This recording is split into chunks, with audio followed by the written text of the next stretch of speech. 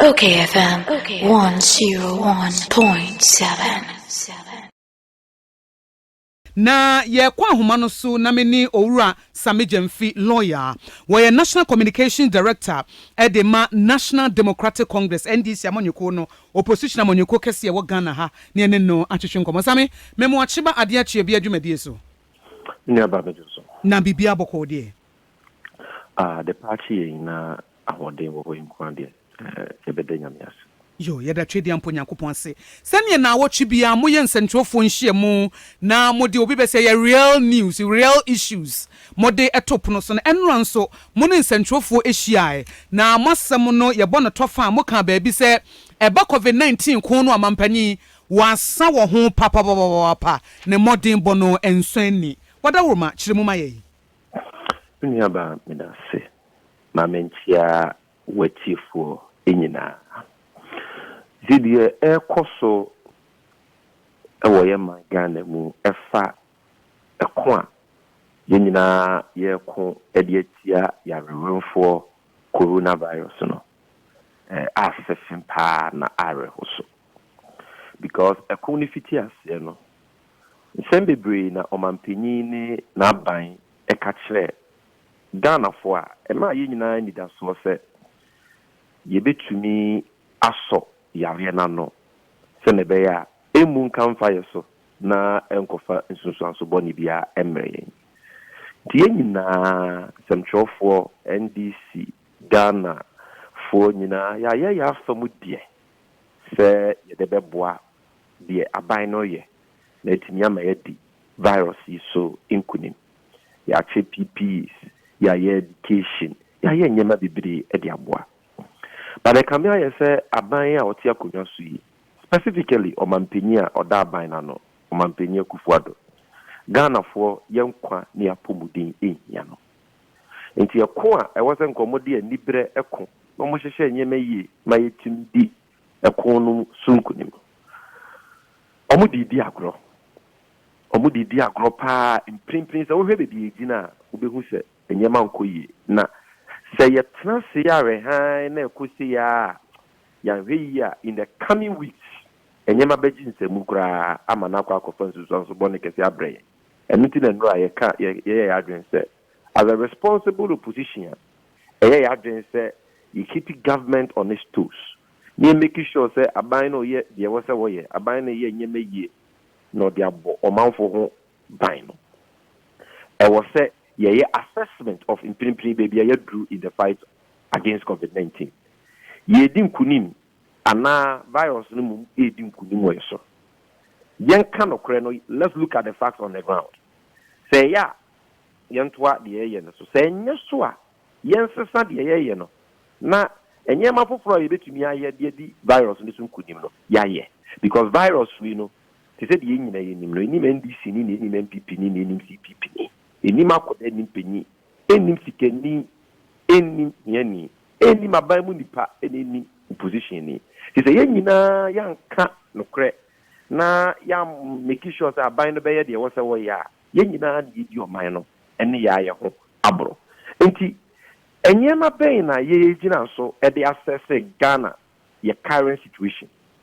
Number 1, positive cases dodoa yenya asoman ene nipa afa ho atwere won kwa me no ka say nipa nko Ghana ha o manya yade ni bi ebro 24,000 omo mafa so ahwere omo kwa eye 139 nti yare no ados wo ye mamu ha ene ye nete aben ye chen debia nti de amaman bi a omutimi bo omo ho modern te Vietnam mo etimi aya and all positive cases are conform to about negligible. Yet ye afraid na ye numbers no kwe kosoro. Nipa share omunkwa. And because of that intino, and the pressure kese na to ya bia ewo omanimu ye health system. And ne oko baby ti se kulibua omu a suspended critical emergency services because COVID-19 no adoso abunkama for so say omunti nya kwan kra ehwe wono a owo cancer omo ada yare ni nyina no because of COVID-19 say na esia abro mo so no nti aye de am mo so mbehwe sa aye no ene omo nya COVID-19 no kra na ye nya ba bi kra e wo hospitals so aye de be isolate you mo why am nti wenya yare ni bi ne say ko fie na ko isolate you ho even isolation facilities no aye ma ICUs aye ma eti there be aye de be isolate nipa be be be treat nipa pressure wo ho den because the positive cases no kwa na ekosoro e na nipa e de ewu what dey no to nchen a hwe ya a doctor for a nurse for the health workers a omodi omo kwan gba afore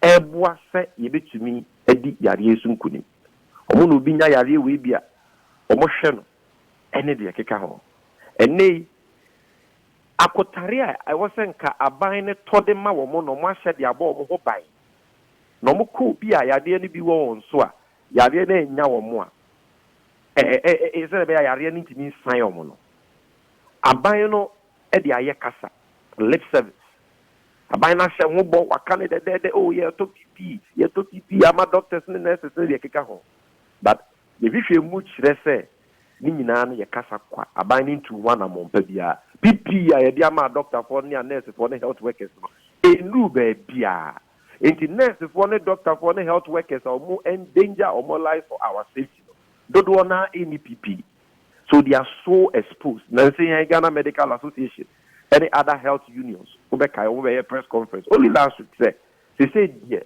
aya yem hihie ayo amomo members because o kwa adwuma kura na wusuru se me kui me ko fa yare bi di aba me fie di aba be ye me yere ne me ma na because me ni aba prepare aye ka say health workers mako 779 enya yare ni bi 779 no emu doctors 190 emu nurses and midwives 410 emu pharmacists 23 and other allied health workers 156 it is a idea yeah boy health workers no ho ban yie by providing them with the required type and number of PPE fine omo ye ni pay na center wo mo kwa de de akakra bi betime nya yare ni bi but kanya de bedum pempenso wi say over 770 na nya yare ni bi ama emu be say edu 10 ashere omo kwa yare ho sem and we think that our health workers don't deserve that, especially when parliament actually sika bi ama ban we sika titiri die bebre say yanfanto pp more health workers won ban no ade ntina what ban no e di sika na ya de foforo ade ewu hia ana o ma sika ne da ho na health workers contracted the virus at this alarming rate e be required e hwere omo kwa ebiem ade foforo a e kire se coronavirus di asunkunim ye fight no feli o mampanyi otia konwa so we di o man ni hwamo na enya de omutu anamo e wo so mutu ni se enami ni aba state institutions ene aban panyimfo nko a o manya yade ni bi oh ye kan say we want you to know say even if state institutions record yade ni bi at this alarming rate na aban mu panyimfo nya bi at this alarming rate ene ye wo form ho no then what is really happening to us many will say Ministry of Education so ye more for this year so yes nkoda adwumayefo wo ho 90% enya yare bi enti ya close ministry ne down finance ministry aso ye sika sem so yes yare no atiatisi wo ho ti say finance ministry ya close down cocoa board ya close down boss ya close down GMPC ya close down even Supreme Court ayenya asem a ho ne de be kodo ene ya two ya sounds to National Health Insurance Authority and other key state institutions. And the entity ya to aban so ye we nyina mu a omo nya adwuma is because COVID-19 abunkama fa yeso. Ya trawa ma COVID-19 yare no atena ye nipa bebre including people who are working in these critical state institutions. In the net ya to mu a affected o mining puntu ni o mine e kanko. Aban mu mpanyimfo akukudan they say Minister for Health ekunyo no na odi animu ena yare ne de na to wonya COVID-19 ni bi minister tinyina panyimpa wo senior minister wonya yare ni bi Forestry Commission Chief Executive Officer Yeru Akojo Uso Fie aka Sejo ono so anya dia ono po dia ni ti anya yie wahwere ne nkwa because of yare nti odi no to nchen a takrade mayor ono so wa ban we mu KK Sam ono so wanya yare ni bia ni ti anya yie wahwere ne nkwa esere onyame di omu nyina ka besie yie former boss MD ono so wahwere ne nkwa because of yare we Health Insurance Authority Director General and the 2 deputies omenya yare ni bi Minister for Regional Reorganization onimunya for Damboche the Penasempa also onya yare ni bi Education Minister Dr. Matthew Poku Prempe wenya bi afeni ese ne ho atono a ye nyina ye bu mu ada nyame ase GES Director wenya yare ni bi Voter Regional Minister wenya yare ni bi nti abai mu panyifo mi nuansa me se me bobo a ade be chewa enyina enye bi so if even government officials are face mask use sanitizers they are catching the virus, some are dying, state institutions are being shut down. Now they be out about now we'll be creating impression say we are winning the fight. Because if we were winning the fight, in Kenya there, yare ne be do some pompons way.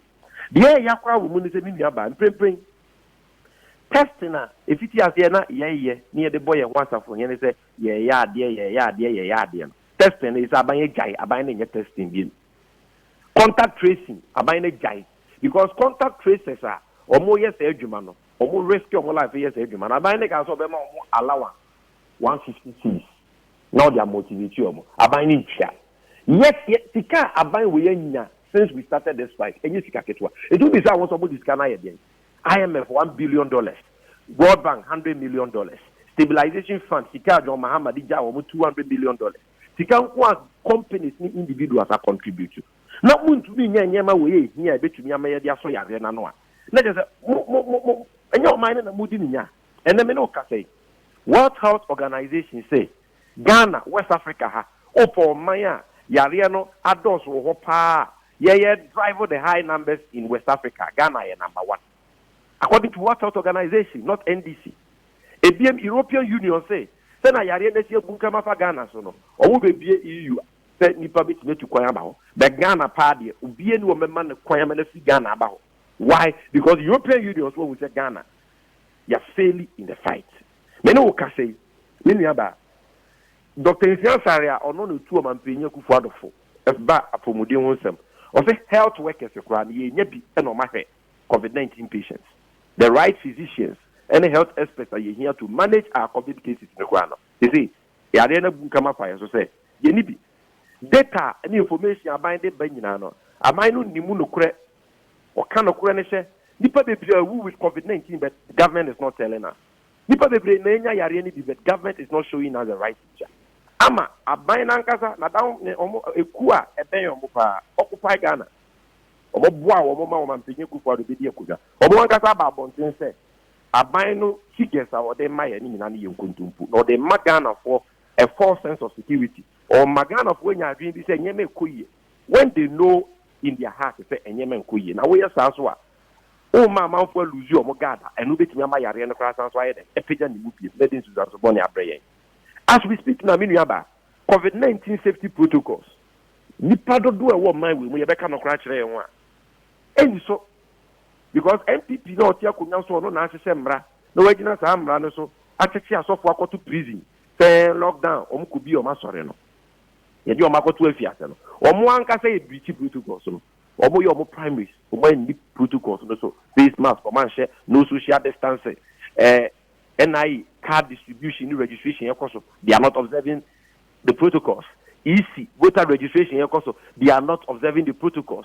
And so there are certain bad examples which others are emulating. And that is worsening our case. It is a way to say we are not performing well in the fight against the pandemic. We are failing. And until we begin to speak up, until say they should wake up and do the right things, you know. Ewu sunsanso no ba sunsanso bon na be ka ye nyina se de ba ye ya nipa ewu MPP for wu NDC for so wu and that is why we must all speak up yare ba ye fu bi sa wo se me nua ba ama man bebre wo wa yes yare na bunka ma for mo so de ato Ghana but ebi so wo a omatinya toto nyeme yi aso yare na no a yare ne num pempen so a edu Ghana no e wo mo mem enti die nko na Ghana ya anye ni yie enti ama ya du sa e wo se yehu sa anyema no na se ye toto ni yie ye make sure say ye dey through how we mo enu to no ye take it time e tre mistakes aban na ye e dey aba number 1 when na minu aba se yare started se edi amama ya hodo ewo abuchiri US Europe nya ena nko mampenya kufu adu tie afutu a Ghana Medical Association de man no NDC de man no asofo mpanyifo te se asofo mpanyi da kiwod no de man no ena ototo ye bodamu ena ototo ye airport mu a enka yare no ama me wuro man we mu bebre ti se de be wuro mu bebre the ama yare no awura ye communities near have this alarming rate of community infection is because a man that was here to your border near airport mu no man penya kufu ado bi ato and any pay be wuro man mu from countries are recorded positive cases without us quarantining them, testing them or anything. And the dipane basa oka man penya ni tie oka o mo so we politics oka o mo go ye dia fe kwa na ye ko European tour e mo man penya ko European tour ko ne na mama no ne a agwantu amfanfa so bi am no man Ghana oba Ghana e no de yare no e ba ye because penyipa no oka ne ho no way ambassador to Ghana no ka ne ho no way ono ne the first 2 people o mo de yare ne ba Ghana so it is how futuo na aban na ntie aban na ye no tintin no ni nyina ka ho bi and that should tell them say this time around there was so we sitie e ma Ghana for the aircost registration Ghana card now doctor for are still warning them yet they are not listening. Now when your medical professionals are warning you now if you say you are taking the right steps or they are not to change okay yeah easy partial lockdown warning inside the my way think I'm ready nyanso but and then say coronavirus alleviation program sika parliament etwa mo se mo fanto abiane mo fanto nsuo na ye fan so Ghana for asene no mo hen han mo during the partial lockdown no ma ye sika ne basa aduane e wasa mo chema nche esi e wasa mo chema anye ibi water bill kra o ka so de be che 3 months kra no wanye ni nyina na eye kasa kwa no e ma ahokyere beto o manfo so na fe obi ayebre because enye me wasa aban ye de kushin ye na aban na anye so any easy lockdown and aban based on political reasons and not public health considerations oko you easy lockdown and na ye kodwum and ye ko shopping mall and it say ye nenam sa eno na ama yare ne ko sa o because at the time say ye nenam number 1,000 cases say we be ye dru any nipa nko a ewu kwe doctors a o mawu experts pa Ghana ye de mo bo ye ho asafo ye ne say yeso ye wo medical experts say Dr. Plan Group o mu nyina afelo mo nkwa because of these reckless decisions ye ka sa ban enye mass community testing ye ka aban na nye one pentie ye ka sa aban tia contact tracers ka aban na pentie sika no omo chema party for and the loan is a stimulus package I say for more businesses omo chema MPP party for when contact tracers are not getting their money omo strike reduce contact tracing we are losing track of so many positive cases endanger lives Emma virus no spreading testing about form because they are not doing all these things. Okoka, yes, your politics. Ebien, yes, I do to for PPE, Mopama, Dr. Fui.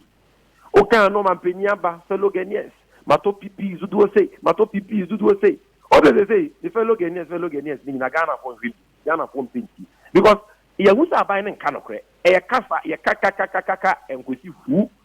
And there was action no ma, meaning I kasa.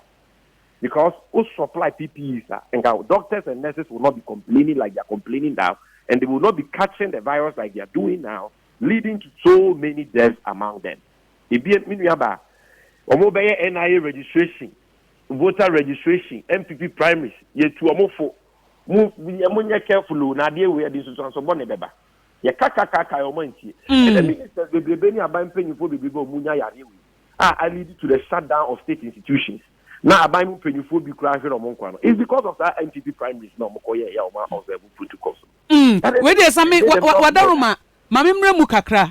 And then finally, Azana Beba, final point. secondary schools aban we asans we bie eno na wodwen ho a won tia se ya na eto de bia obisa won say nti o ma panyin Akufo Addo yo oba tan pa owa abadaye e magana enkoda se coronavirus aba na amama ya hodo nyina ya hweyi se ne be ya yare enye wo na behye na wo de wo say ma bie secondary schools final year for school wo ye Ghana Medical Association be catch say we dey assemble ba jai by 90 NDC central for be bre nyina ya ka say dey assemble ba e ka say mosa exams ho hia but nipa kwa ho hia chen exams nipa pomude ho hia chen exams akwani ko school no konya yare a exams no dey useless aman enti ewu hia wo betumi aye use continuous assessment assessing kwai at all other modalities of examination about 90 oka so obie no so ye ka so ke so be tension achen wo be bi mpo a the kind testing kwa na omu free omu individual houses any workers any teachers or mobile school mo test your more answer no maba because akura bi afiri fie say owo yade ni bi no nim the teacher ni bi wo bi no nim and say one test your more who do you positive and negative na wo mo nyina baka omo bom a recipe for chaos because yare no ebe tre ye kaka yo mantie even measures that was putting in place to make sure that kodano benya Veronica Bakers awo sa sanitizers be ho N95 masks ni na kasa omanye tie nei the secondary schools nko a enya yare we bi enra Accra girls nko ankoda ma 50 omenya yare ni bi over enra times the by 10 other schools and record KCB if you now go secondary schools enkoda ni ntimi nsia de o adani ayem hihie teacher for obi asuru there is pandemonium in all these schools. Our four parents and teachers saying, someone know your ma, ya do your ma. PTA Association organ in say, O man penye Akufo Addo. Giant Ukraine and Queen Refie, Yanya or test or more negative refie, near more by. O man penye Akufo Addo Adan and Hofaru. I will not let the people go. Chinchinachi, unti. And what prevented parents from going to see their children in secondary schools? Or the person of the yare be kwakoye omoma nti omma awofo kora no enkonkore omoma wo secondary school and yet enkoda ni nya yare ni bio enkoda ni nya yare ni bi ni so no was be secondary school no say easy for nkoye registration wo ho when enya enkoda ni nyina na enya 18 years and above wa be nti parents nti ni nkore omoma ba easy betimi akoye registration wasanso be school no say NPP national executives enkoye campaign man tinana bi ni na Ashanti region or your campaign say NDC for ye can SHS students or my penye Akufo Addo na dorm and the keke hu nyina all these are going on yet endanger the lives of these innocent children at the time COVID-19 age o maninya at the time why you say omo parents kwa no ye mo metia wo and PTA association kasa obi antie aban ne de odwen aye to me de odwen aye power de odwen aye political interest and we are saying enough is enough. If we don't stop the recklessness and the irresponsibility about we display in this fight, because yo, Sami Wokasan will make key point be say Ghana for no crano, COVID-19 protocols no, yemfa enye juma, and obiansu nim say yare no ababa beka ye ho enti ese ye ya hweyi wonyi ni se eho focus na ye beka na ye nyina ye di so pepepe ne abo ye ho ban no ese ye hwe enu mo efise anya ba die na anya ba wi no kre e wo se ye ya hweyi because yare no ene ye nete adum pempen so bi a aben obi a emfa ho ne ba bia wo so e wo se nyina ye ya hweyi ni di COVID-19 protocols no so but me aba COVID-19 protocols no enyo bia na so person odi so mpo a obetumi adi so yanti asiesa because number 1 yes you use face mask meboa Ghana for do saying ena baby omo wo mpo no omo ye ton face mask o oga sa what nkan a wo be freeze the dia from but I'm telling you your Ghanaian community they bring a face mask no ye ton bi o and you Ghana for be bria so person face mask ko ni sika o de beto Nini aba sort ma say. Me matu kwan akọ ye registration ma kokoro bi so a me mudi. Me chini na me sanitizer asa me chini wo krom wo sa me sanitizer asa. Me aba me sanitizer ni bi anto. Oh be sanitizer. One kwa me nya bi anto. Enye kura sa o, e kuro e wudi mfa me nya sanitizer anto. Nti obi a me hia no center ba ko na ne de na obi no ne ka e no ma me ba ko. Nti no yes, it was education koso. Central for a political parties, I was seeing Yabua.